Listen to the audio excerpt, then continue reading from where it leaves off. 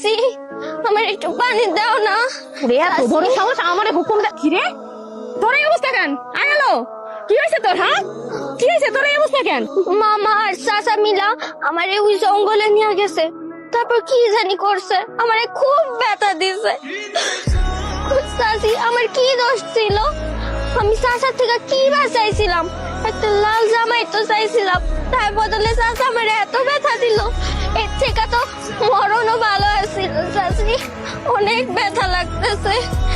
হায় হায় আমি এগুলো কি শুনতেছি? ওরা দুইজন মিলে এরকম একটা খারাপ কাজ করতে পারলো? জঘন্য কাজটা কেমনে করলো? আয় হলো কি রে কথা কর, কথা তো তুই তোরা দুইজন লাগে কি করছিস? কথা বলছ না কেন?